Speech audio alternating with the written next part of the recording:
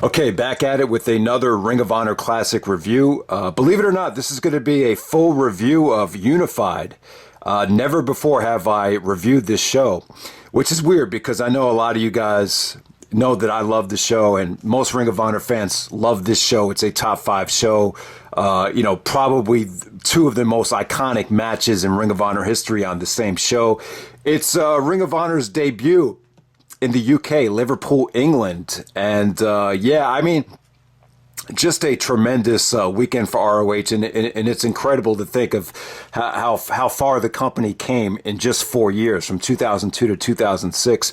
So this goes all the way back to August 12th of 2006. Yeah, you can't believe it's been, I guess, 13 years since this show. It really is incredible to think about. I remember 2006 was the first year I ever got the iPod, and I'm still using the same iPod, and it's finally going. So, that just shows you how long ago the show was. But what kind of gets lost is the undercard. So let's go through the whole thing right here. Four Corner Survival to open up the show. We have Colt Cabana, who comes out to a thunderous ovation. Johnny Storm taking on Matt Sydal, taking on Spud. So with this show, they were able to take advantage of some of the guys you don't normally get to see in the United States. So you'll see a lot of, United Kingdom talent or talent that you pretty much see exclusively overseas in England.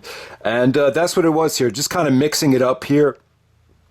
Matt Sydal got the victory with the shooting star press, but, they were able to kind of play with the crowd and, just very, very good talent in this match. It just flowed really nicely. The crowd was hot for this opener right here. So Sydal gets the victory with the shooting star press, and we move on from there. Next up, you have Jimmy Rave taking on Davey Richards. And, these guys... this was a good mid-card feud in 2006. Davey actually made his debut beginning of June. And this is like the third match of the trilogy between Davey and Jimmy Rave. Jimmy Rave was still part of the Embassy at the time. And, watching this match, second match on the show, and, one of the major complaints about Gabe Sapolsky was that, it was kind of like matches like this where he tried to, maybe give it too much time, and they kind of booked, mid-card matches like this like they were main event matches. So you'd have like severe burnout on some of the shows. And maybe that's why this show was like 3 hours and 20 minutes, because maybe matches like this could have been cut a little bit shorter. But, this is when Davey was kind of like a generic babyface. He still had a lot of work to do on his promos, still had a ways to go. And Jimmy Rave, give him credit. I wouldn't say Jimmy was a spectacular wrestler, but he had a nice little solid collection of matches, and, they really built him up quite well towards the end of 2006. And, he was just, I would say he was an underrated worker. I know he's a little bit bland, but this match right here, they got a lot of time, but you saw a lot of good things from both guys. Jimmy actually did the gonorrhea off the top rope. That got a nice kick out. Davey got the pinfall with the DR driver, but, they got maybe a little bit too much time, but that's never a bad thing, though, because, they were able to get into the rhythm, and, they really worked the crowd quite well. Davey was very over in England. All the Ring of Honor regular guys were incredibly over, even BJ Whitmer. So that brings me to BJ Whitmer versus Claudio Castagnoli. I mean, it's funny to think how over BJ was in 2006. There was even BJ Whitmer chants before he came out. And, one of the things that really hurts BJ was his look, like looking back in retrospect. Like, he kind of reminds me of a guy that, kind of the guy that worked in that pawn shop in Pulp Fiction. Like, he looks like he could have played that role, kind of that redneck kind of, you get my drift on BJ Whitmer. I just think he just didn't have that star appeal like some of the other guys on the roster had. But Claudio and BJ right here, this is kind of a cleanup to the ROH and CZW feud, kind of leftovers for the whole aftermath of that feud right there. Claudio, turned on Ring of Honor and sided with CZW, so he was still a heel at the time. The crowd was great here. BJ did like a torpedo out of the ring, and that got a holy shit chant. So, something like that would never get a holy shit chant back in the United States. So they were just red hot for both of these guys. I mean, they got about 10 minutes, but, BJ kind of got a little short revenge victory on Claudio there. That led to Chris Hero coming out and attacking BJ Whitmer. Colt Cabana makes the save. And then we got an impromptu match between Colt Cabana and Chris Hero. At the time, Hero was... I would say Hero was the most hated guy in Ring of Honor in 2006. Danielson was the best heel, but let's face it, no one really hates Bryan Danielson. So Hero was really hated at the time because he was anti-Ring of Honor. So every time Hero would come out, you heard the "fuck you, Hero." You heard those chants to Hero. And, he would just get on the mic, and, the crowd just hated Hero, and carried over to England right here. And then Colt Cabana comes out again, and just a little good match between Hero and Cabana right there. Hero was really kind of trimming down, and you could see his technical skills really coming out here. Did a lot of nice things with the cravat. Cabana was really over in England because he kind of wrestles more of a European style. Remember, him and Nigel had that European rules match. So definitely good stuff. I think Colt got the victory with the Colt 45. So these two matches right here, they were kept short and sweet, but they were kind of like leftovers of the whole ROH and CZW feud. Next up, we have Doug Williams and Jodi Fleisch teaming up to take on Suwa and Go Shiozaki of Pro Wrestling Noah. So yeah, man, this was, people forget, people, even myself, I always think of Go Shiozaki's ROH debut against Bryan Danielson 2 years later in 2008. But yeah, you always forget it was always on this show. So, Go Shiozaki, protege of Kenta Kobashi right there, teaming up with Suwa. Suwa is a great heel. He's kind of like one of those Japanese guys that's very vicious. He'll go behind your back and attack you with a weapon. He actually turned on Go Shiozaki after this match. All right, this match right here, it kind of got, once again, it got too much time. They kind of tried to book this match like it was going to be match of the year. A lot of good stuff, but a lot of dull stuff during the match. I would say Jodi Fleisch, you've seen him in ROH in the past. I think he was even on that Frontiers of Honor show. A good high flyer right there. Doug Williams, ROH legend. I would say one of the founding fathers of ROH. He had a really good showing here. Go Shiozaki looked very impressive.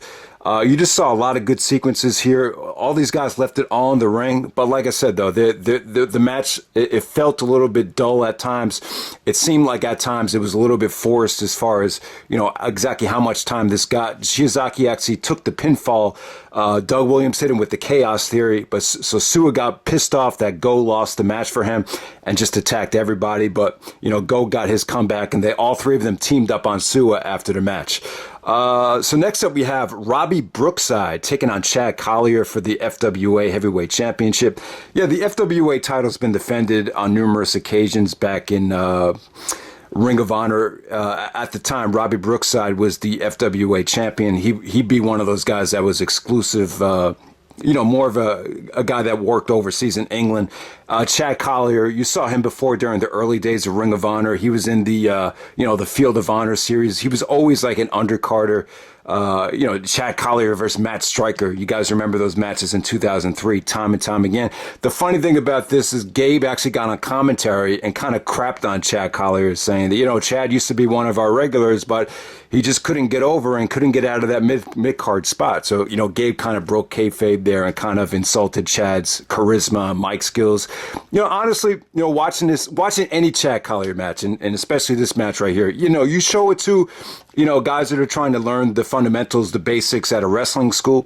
Yeah, I mean, it's cool to watch. You can learn a lot from it, though. But from an entertainment standpoint, and in terms of trying to draw money or trying to attract casual fans or any type of fans, it's just he's just a dull wrestler. He's just, and it kind of proves, guys like a Bryan Danielson, Nigel McGuinness, and especially a guy like Chris Benoit, you can't just classify them as strictly technical wrestlers because, all those guys, what separates Chad Collier from those guys is, they just have such an edge to everything they do. Even Benoit, you could argue that he had poor mic skills, but Benoit was a character, though. He was a Wolverine. He was a crippler. Every single thing he did, you could just feel the passion and feel the intensity from him. Someone like a Chad Collier, they would just come off a little bit more generic than some of the guys that were able to get over, like Gabe said, and get to that next level. Next up, you have Austin Aries and Roderick Strong, the Ring of Honor Tag Team Champions, taking on Jay and Mark Briscoe. Incredible match here. I would say that this is arguably the greatest Ring of Honor tag team match of all time in the history of the company. Especially if you don't want to include gimmick matches. I'm sure a lot of people would say one of the Ladder Wars was the best tag team match ever. But if you're strictly talking about technical tag team wrestling, this really might take the cake as far as best Ring of Honor tag match ever. Austin Aries and Roderick Strong were tag team champions for a while. After Aries lost the ROH world title, it's always tough to book guys when they lose the championship because you don't want them to leave and go somewhere else. So it's kind of tough to give them like purpose. And when Aries and Strong won the tag team titles, it really gave Aries a challenge. You turn the Ring of Honor World Championship into something special. Let's see if you could turn the tag team championships into something special. So, Aries and Strong were tag team champions since Final Battle 2005, and Briscoes made their return to Ring of Honor, WrestleMania weekend 2006, I believe, and the Briscoes just got a lot better. This is like the first match where you can see the transformation of the Briscoes. They got more athletic, they got faster, stronger, more muscular, they got more cohesive as a tag team. Watching this match right here, you could just see two young teams putting it all on the line, just giving it everything they have. A little bit probably too stiff for some people's taste that really care about their health, but give these guys credit. Just great stuff from both teams. And the funny thing is, these two teams have had a lot of matches. They wrestled a lot during that summer. But when you think of these two teams, you think of the unified match. This is the match that always comes to mind. And like I said, guys, just great tag team maneuvers, great counters. They had this awesome ramp on this show, and they just did a lot of good counters on the ramp. I think Briscoe hit Aries, or was it? Yeah, Briscoe hit Aries with a sick DDT after countering the Brainbuster and the J Driller. So Aries actually broke his ribs here. He was supposed to wrestle Bryan Danielson the next night. They did a reverse Rana to counter the Doomsday device, and Aries kind of under rotated and didn't fully rotate on his stomach, and when he came down on his rib, and I believe he broke his rib. It must have been really painful, man, because I actually bruised my ribs playing basketball a couple weeks ago, and just trying to get out of bed and particularly trying to bench press, really painful. And that's just the bruised rib. That's not even a crack. And it's definitely not broken. So you can imagine how much pain Austin Aries must have been in. And he wrestled the rest of 2006 with taped ribs. If any of you guys were wondering why Aries' ribs were taped towards the end of 2006, it's because he broke the ribs in this match right here. But awesome match. Can't say enough about it. I give it 4.5. If you want to give this match 5 stars, I have no problem with it. But yeah, man, I'll give it 4.5 stars. One of the best Ring of Honor tag team matches in the history of the company. And then we have the definitive Ring of Honor match ever, I would say. ROH World and Pure title unification match. We have Bryan Danielson taking on Nigel McGuinness. What kind of gets lost in this match is how important the Pure title became. Nigel actually won the Pure title before Bryan Danielson won the world title. He beat Samoa Joe at a show called Dragon Gate Invasion back in August of 2005. And, you kind of forget, Nigel really took that belt and made it even more important. He really did. Those matches, Nigel was a heel for most of that reign, and a lot of those matches were a little bit slow, a little methodical. Rope breaks were a huge part of the Pure title matches. You were only allowed 3 rope breaks. So, I would say that those matches, they were kind of a little bit more restrained than your typical ROH World title matches. So, when you look back at it, Danielson's talent pool and his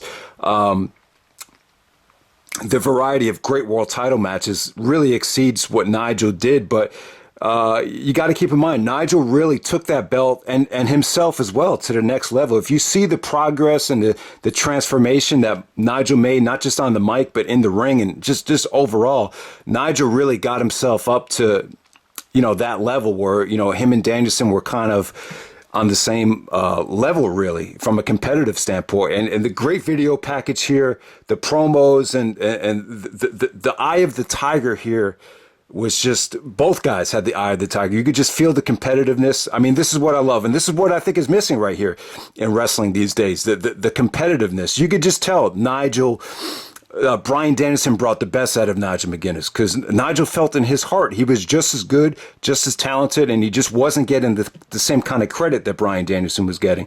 But God, man, the match really holds up, and it's funny when you think about it, like Samoa Joe, CM Punk, you think about how much they did for Ring of Honor.